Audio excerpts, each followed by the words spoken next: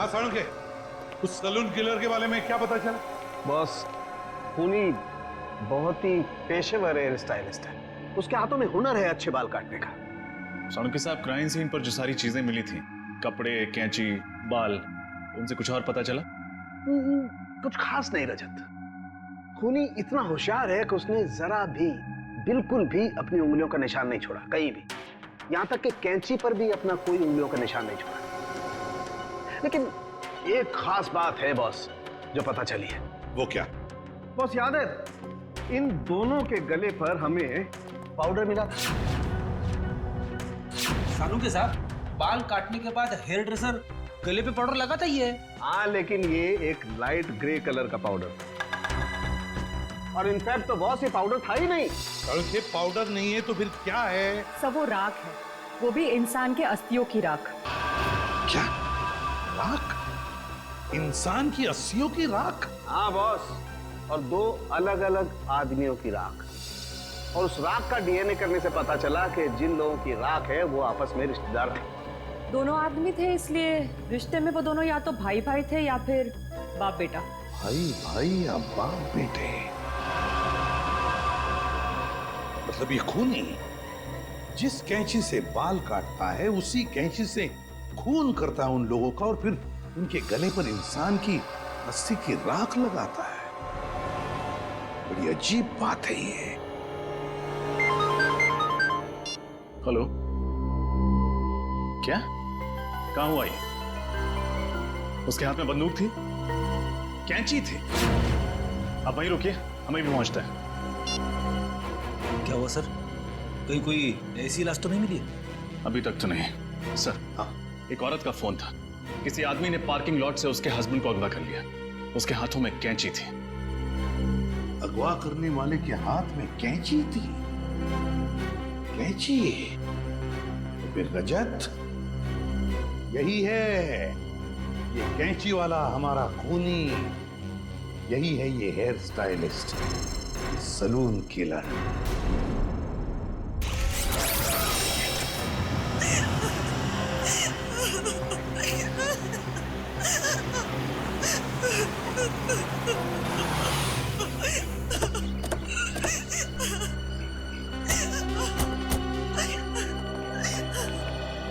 आपने CID bureau में phone किया था मैडम? हाँ सर, मैंने ही फोन किया था। सर, वो लोग मेरे पति को ले गए सर।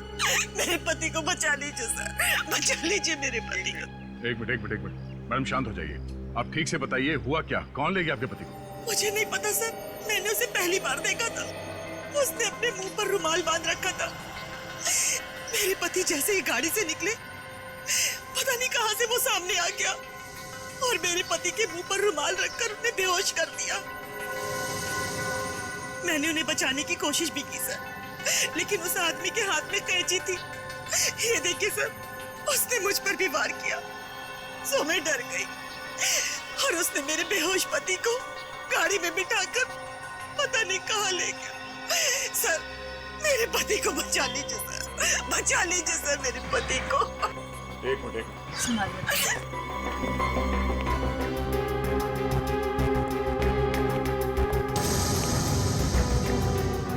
सर,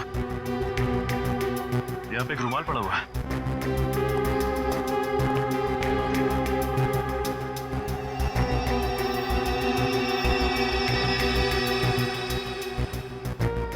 मैम, क्या ये कपड़ा इस्तेमाल किया गया था आपको पति को बेहोश करने के लिए? हाँ सर, ये वही कपड़ा है। सर, क्लोरोफॉर्म का इस्तेमाल किया। लगता है सैलून किलर बड़ी तैयारी के साथ आया था यहाँ पे। Saloon killer? ये सैलून किलर कौन है? इसका मतलब वो मेरे पति को भी मार डालेगा। देखिए प्लीज, आप चिंता मत कीजिए। उससे पहले कि वो आपके पति तक पहुंचे, हम उसे ढूंढ निकालेंगे। देखिए मैडम, आप ये बताइए कि जब वो लोग आपके पति को गाड़ी में डालकर ले गए तो आपने उस गाड़ी का नंबर देखा? कुछ याद है आपको?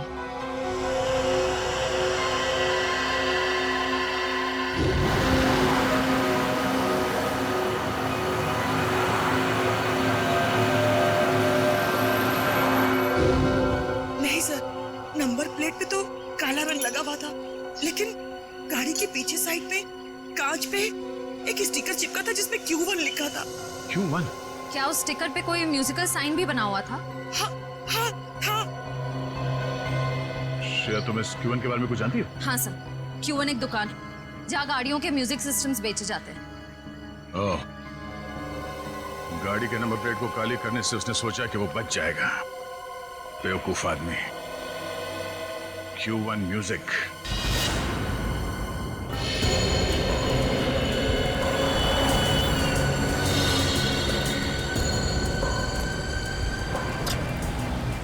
ठीक है,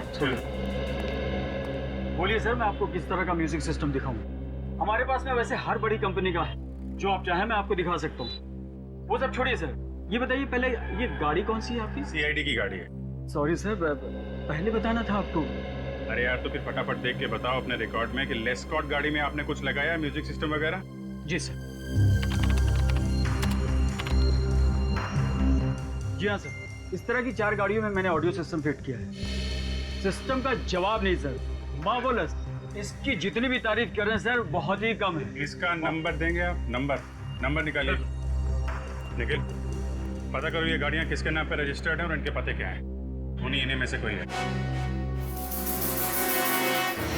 सर, सब जगह देख लिया, बस ये आखिरी जगह बची है। हाँ निखिल, पिछले 3 जगहों पे तो कोई सुराग नहीं मिले। देखिए यहाँ कौन मिलता है। अरे ताला लगा हुआ है।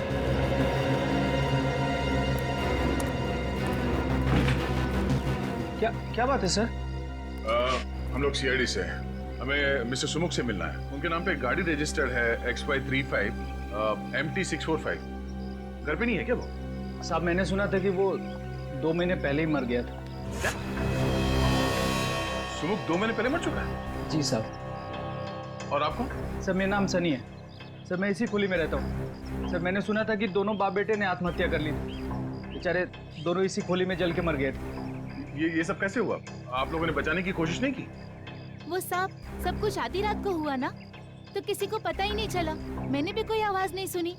आप साहब, मेरा नाम कांता है। मैं बाजू वाली खोली में रहती हूँ। अच्छा, ये सुमुख की जो गाड़ी है वो कहाँ है? गाड़ी? क्या सुमुख के पास गाड़ी थी? साहब, हमने तो कभी नहीं देखी। और सुमुख तो चल ही नहीं पाता था साहब, तो गाड़ी कैसे चलाता? सुमुख चल नहीं पाता था? जी नहीं। मधुसूदन को जिस गाड़ी में किडनैप किया गया वो गाड़ी सुमुख के नाम पर रजिस्टर्ड है और सुमुख चल नहीं सकता था। ये क्या राज है तो दरवाजा खोलने के बाद ही पता चलेगा।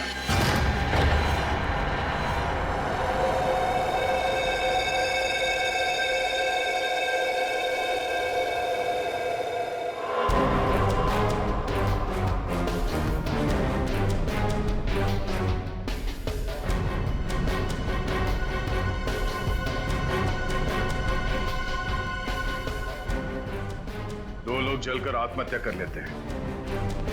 जब तक दोनों जलकर पूरी तरह से राख नहीं हो जाते, यहाँ पड़ोसियों को कुछ पता तक नहीं चलता।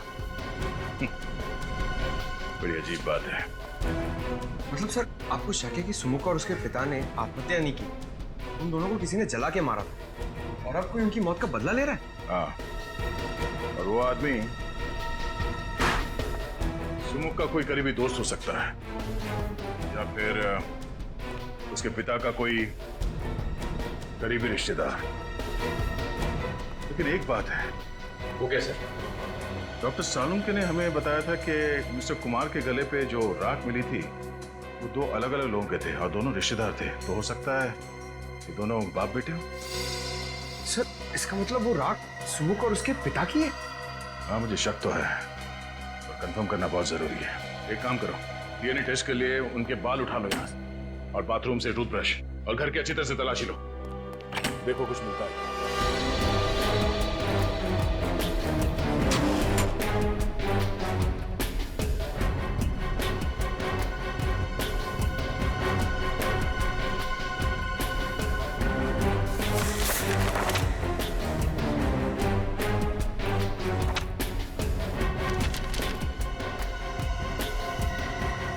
सर, ये एनवलप मिला है sir.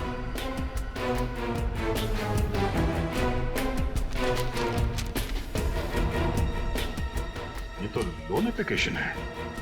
Golden finance loan application form. Golden finance तो प्राइवेट फाइनेंस कंपनी है, कोई बैंक नहीं है। और ये फाइनेंस कंपनी का लोन एक्नॉलेजमेंट लेटर 2 महीने पहले का है। सुमुख के मरने से 2 महीने पहले का। हाँ तारिका, क्या पता चला? तो सुमुख के घर से जो टूथब्रश और बाल के सैंपल आप लोगों ने भिजवाए थे, उसकी डीएनए टेस्ट की रिपोर्ट आ गई है। और नतीजा? Perfect match. दोनों लाशों के गले पे पाई गई राख सुमुख और उसके पिताजी की ही है। ओह, मतलब मेरा शक सही निकला।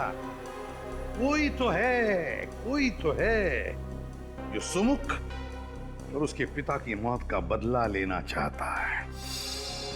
लेकिन सर, ये समझ में नहीं आता कि मिस्टर पार्थ और मिस्टर कुमार को मारने से पहले खूनी ने उनके बाल क्यों काटे?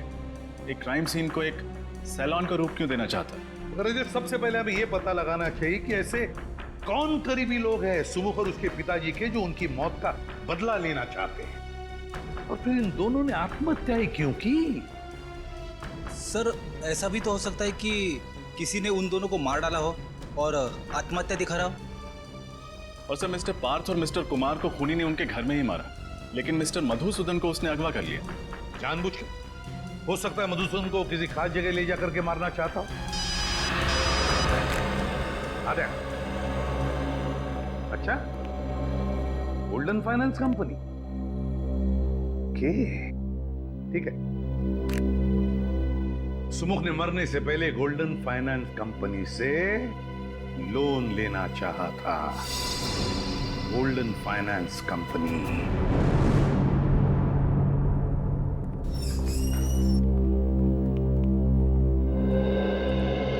Hello sir, welcome to Golden Finance. कहिए, मैं आपकी क्या मदद कर सकती हूँ? देखिए, हम लोग सीआईडी से हैं और आपकी कंपनी के मालिक रघुवीर से मिलना चाहते हैं। सर, सीआईडी से? क्या बात है सर? हमें उनसे कुछ पूछताछ करनी। कहाँ है वो? सर, रघुवीर सर तो नहीं है और आज वो ऑफिस में भी नहीं आने वाले। क्यों? क्यों नहीं आने वाले? सर, उनके पार्टनर मिस्टर पार्थ की हत्या हुई थी, तो आज उनकी शोक सभा है, तो सर वहीं पे गए हैं। पार्थ? ये वही पार्थ तो नहीं जिनका बांद्रा में खून हो गया? जी सर, वही। अच्छा, क्या पार्थ और रघुवीर कंपनी में पार्टनर्स थे? काफी समय से वो दोनों साथ में काम कर रहे थे और ज्यादातर फैसले मिस्टर पार्थ ही लिया करते थे। Thank you very much. Okay sir. पता लगाना पड़ेगा ये सुमुख पार्थ को जानता कैसे था और फिर उसने पार्थ को मारा क्यों। मैं बिल्कुल अकेली रह गई। आपके बिना मेरे जीवन का कोई मतलब नहीं। मैं कैसे जीऊंगी? एक्सक्यूज मी, रघुवीर। मिस्टर रघुवीर, प्लीज। ठीक है, मैं ही रघुवीर। माफ करना, इस समय आपको डिस्टर्ब कर रहे हैं। हम लोग सीआईडी से हैं।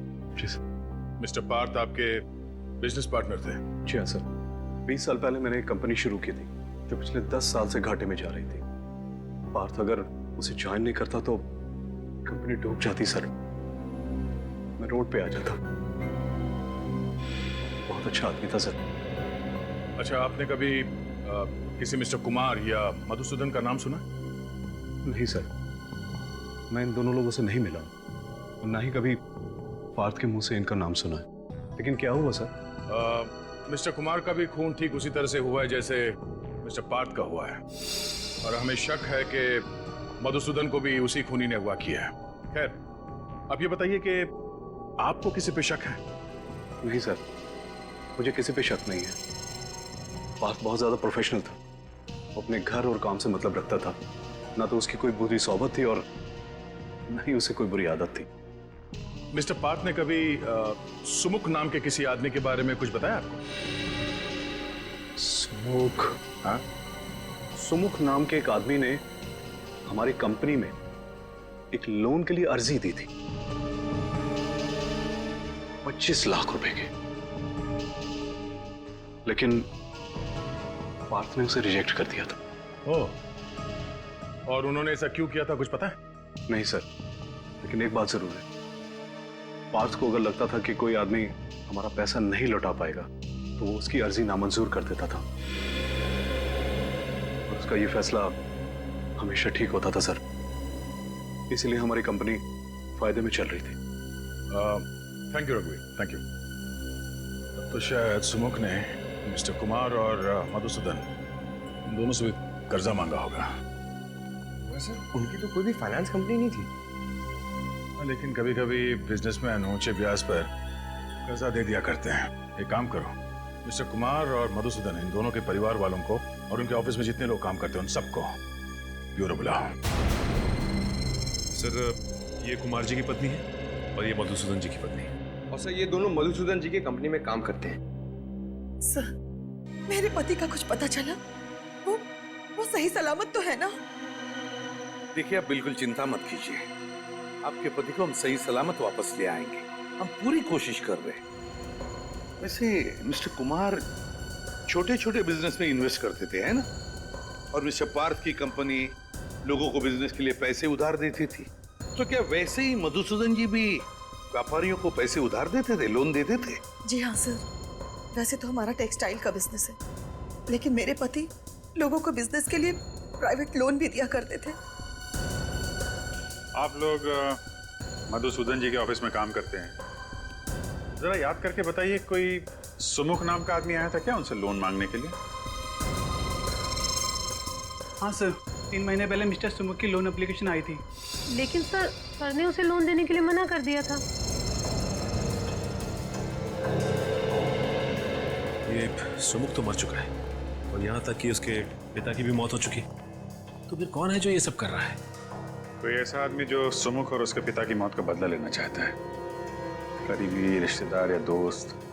हाँ अभिजीत, पता लगाना ही पड़ेगा इनके रिश्तेदार और दोस्तों के बारे में, पता लगाना ही पड़ेगा। शोभा जी, तो आप मालकिन इस चौल की? होई साहिब, गरीब और मुसीबत के मारे लोगों की मदद करती हूँ, उनको खोली भाड़े पे देती हूँ। वो Sahib social service. Social service? Social service करते करते यहाँ पे रहने वाले लोगों की पहचान पत्र की कॉपी नहीं लेती आप? राशन कार्ड वगैरह कुछ नहीं मिला हमें यहाँ से, जिससे सुमुख और उसके पिताजी के बारे में कोई जानकारी मिल सके? अरे साहिब, सब गरीब लोगों के पास किधर होता है पहचान पत्र? आपके पास उनका कोई फोटोग्राफ है? नहीं साहिब, सुमुख और उसके पिताजी 4 महीने पहले आए थे। साहिब, उसका लड़का विकलांग था, ठीक से चल भी नहीं पाता था। मैंने तो उसको खोली देके उसकी मदद की। साहिब, वो बाप बेटा दोनों जलकर मर गए। अरे उसके बाद पुलिस का कितना लफड़ा झेला मैंने। अच्छा, आप लोग यहीं पे रहते हैं? किसी को तो इस खोली में आते जाते देखा होगा? नहीं। और आपने? सर, मैं तो यहाँ 3 महीने पहले ही रहने आया हूँ। मुझे तो कुछ भी मालूम नहीं है।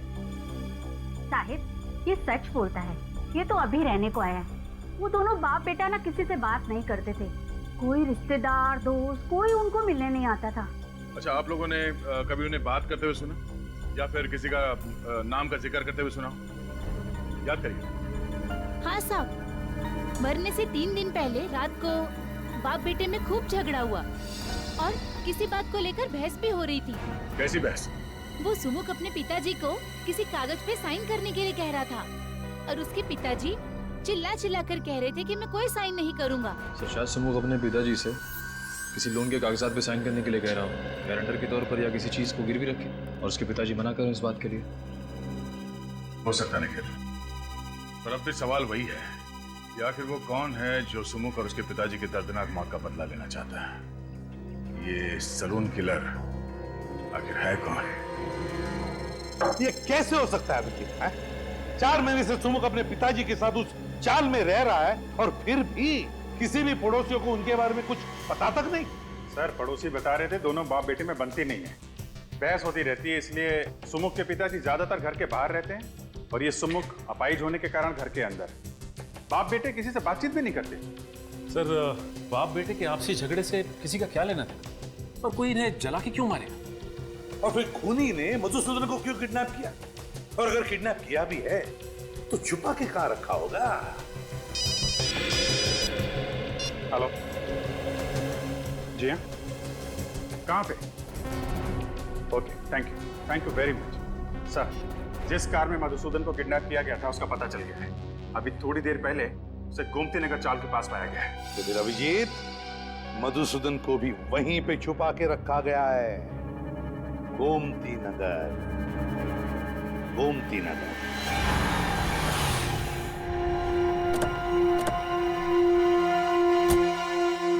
यहां से हमें पैदल ही जाना होगा, लेकिन सावधान रहना, खूनी कभी भी कोई भी हरकत कर सकता है। इस बार वो हमारे हाथों से बचना नहीं चाहिए।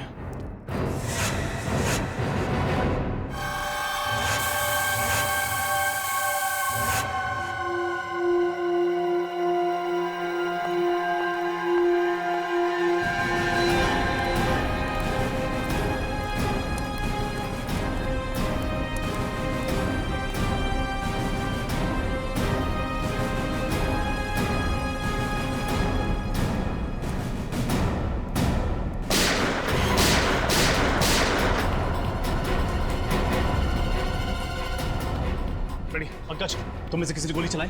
नहीं सर, मैंने तो गोली नहीं चलाई। नहीं सर, मैंने नहीं चलाई। तब तो ये जरूर उसी खूनी का काम होगा। जिस दिशा से गोली की आवाज आई है उधर आ जाओ।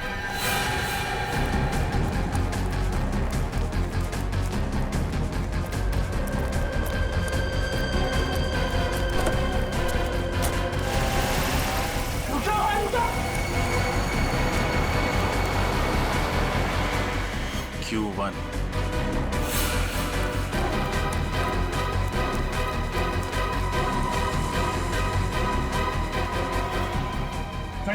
जिंदा है, इसे संभालो।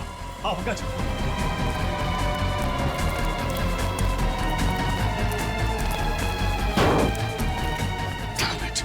खूनी को पता चल गया था कि हम यहाँ पहुंच चुके हैं।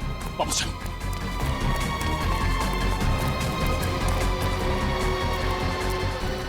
सुनो, अपनी आंखें खुली रखने की कोशिश कर। तो मेरी आवाज सुनाई दे रही है? वो कौन था जिसने गोली चलाई? और वो तुम सबको मारना क्यों चाहता था? वो हमारे बॉस को ले गया। बॉस? क्या नाम है तुम्हारे बॉस का? लकी नाम है वो। लकी? और ये सब कौन है?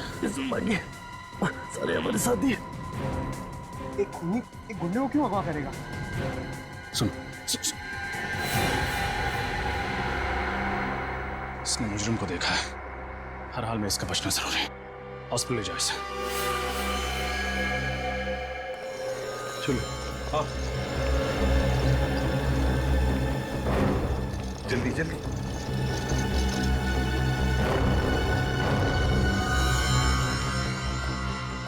आप लोग यहीं ठहरिए, इसका ऑपरेशन करना होगा। देखिए डॉक्टर साहब, इस आदमी के बयान पर 2 लोगों की जान दांव पर लगी है। 2 लोगों की जान? मैं कुछ समझा नहीं। डॉक्टर साहब, हम एक खूनी को ढूंढ रहे हैं। उसने 2 खून किए और 2 लोगों को पकड़ के रखा है, और उसके बारे में सिर्फ यही बता सकता है। अभी यही देखिए, उसको होश ऑपरेशन के बाद ही आएगा। वो बहुत बह चुका है। मैं आपसे कोई वादा नहीं कर सकता। हाँ, मैं अपनी तरफ से पूरी कोशिश करूंगा। कोई तो रास्ता होगा जिससे थोड़ी देर के लिए तो होश में आ सकता है। प्लीज डॉक्टर साहब, ऑपरेशन में वक्त लगेगा और इसे होश भी पता नहीं कब आएगा। उन 2 लोगों की जान बचाने के लिए एक मिनट कीमती है। अगर ऐसा है तो एक रास्ता है, हम इसे ला सकते हैं। क्या? मैं इसको एड्रेनालाइन का इंजेक्शन देता हूँ। नर्स, जल्दी जाओ। उसको देने के बाद इसको तुरंत होश आ जाएगा, लेकिन उसका असर कुछ देर तक रहेगा। लेकिन उसके बाद इसे फौरन ऑपरेशन थिएटर ले जाना होगा, और मैं आपको 1 सेकंड भी नहीं दे सकता उसका। ठीक है।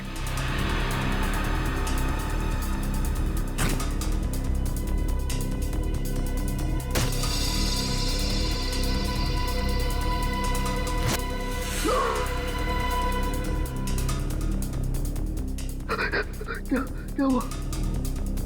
मैं कहाँ हूँ? चौल में किसी ने तुम पर गोली चलाई थी। कौन था वो आदमी? सुमुख का भूत लकी भाई को उठा ले गया। सुमुख का भूत? हाँ, लकी भाई ने उसे मार दिया था। अब वापस आ गया। ये बेहोश हो गया है, इसको ऑपरेशन के लिए ले जाना होगा। चलो।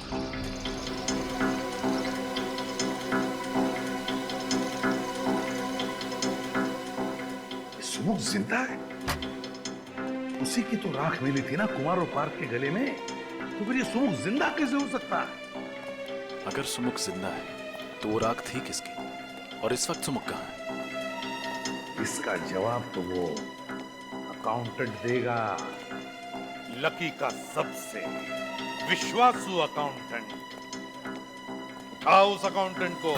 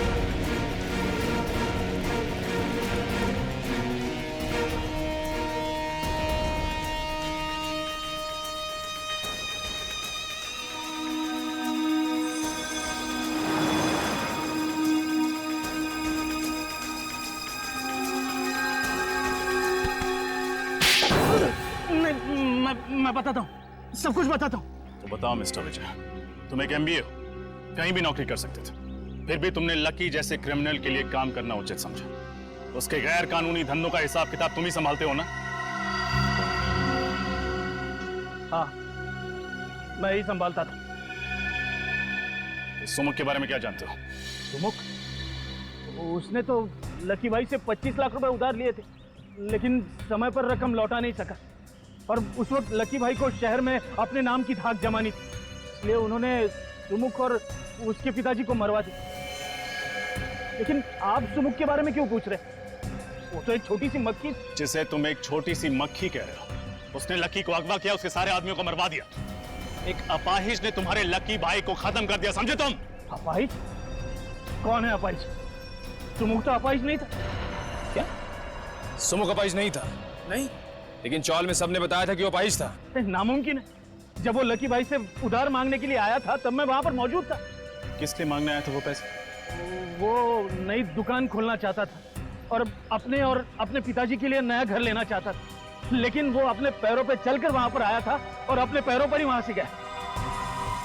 सरफिरी है कौन जो नकली सुमुख बन के घूम रहा है, जबकि असली सुमुख अपाहिज था और अपने पिताजी के साथ जल के मर चुका है कौन ये बहरूपिया?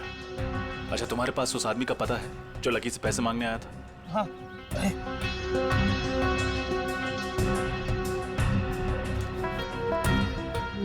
मांडवा गली खोली नंबर 4।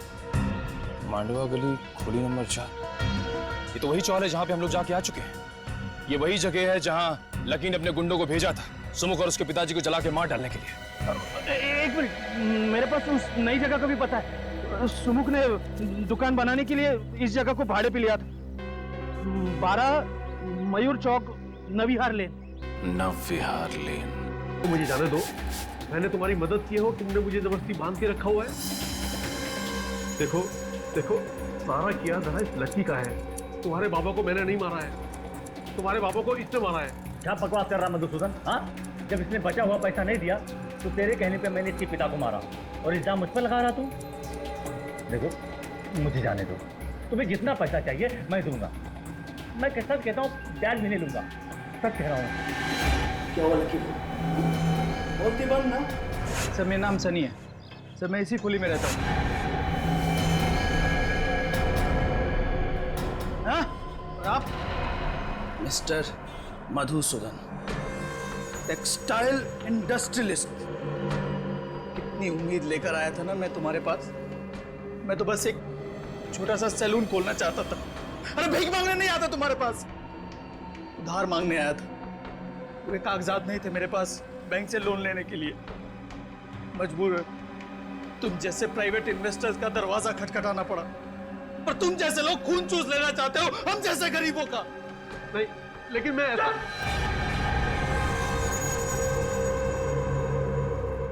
लकी भाई, एक किस्त देने में देर कर देने पर कोई किसी के बाबा और उसके निर्दोष बेटे को चलाकर मार सकता है क्या? हाँ?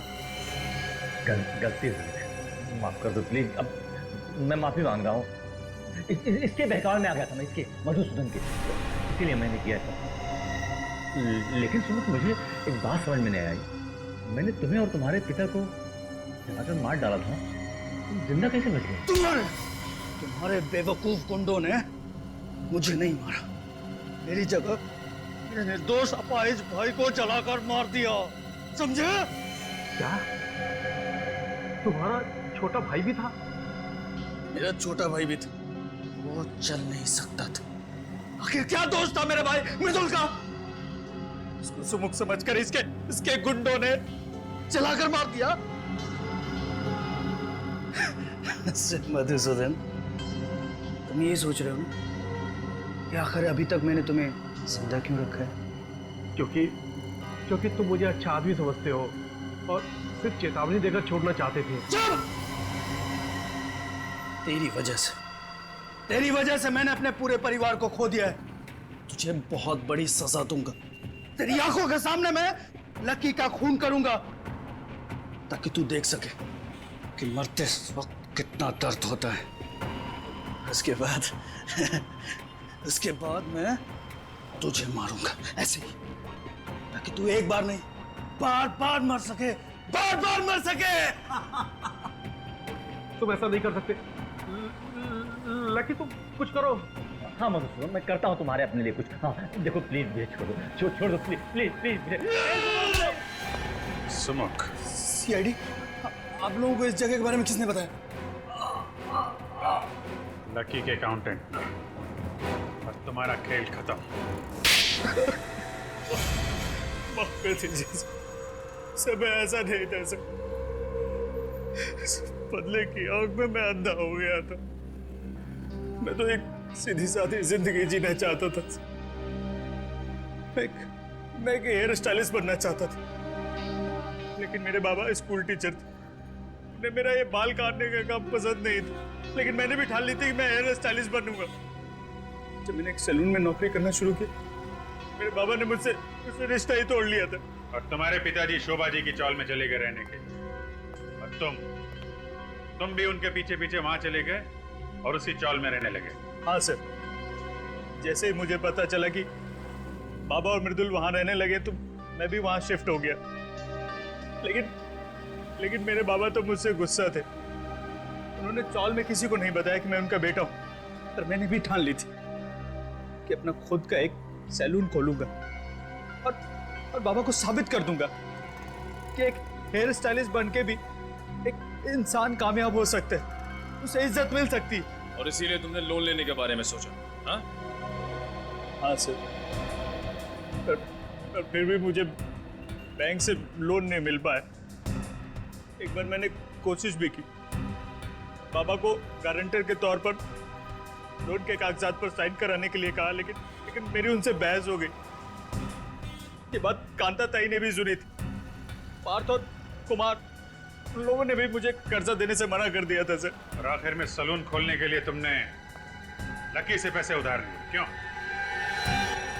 हाँ सर, और मेरा सैलून ठीक ठाक चलने भी लगा था। बस एक किस्त देने में देर कर दी थी। लकी ने अपने गुंडे बेचकर मेरे बाबा और मेरे छोटे अपाहिज भाई को जलाकर मार दिया था।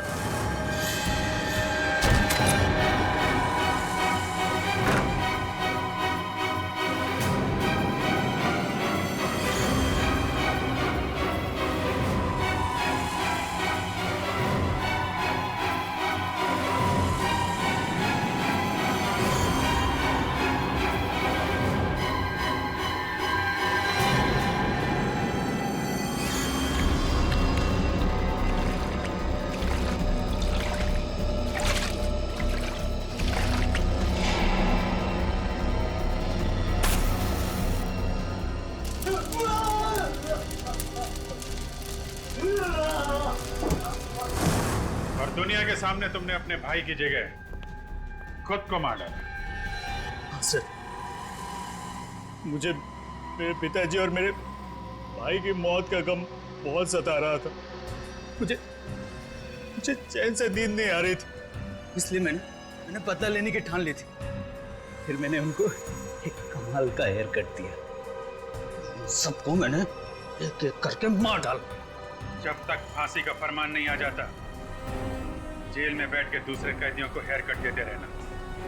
और तुम लोगों को भी सुमुख के पिता और उसके भाई के खून के इल्जाम में फांसी ही होगी। है।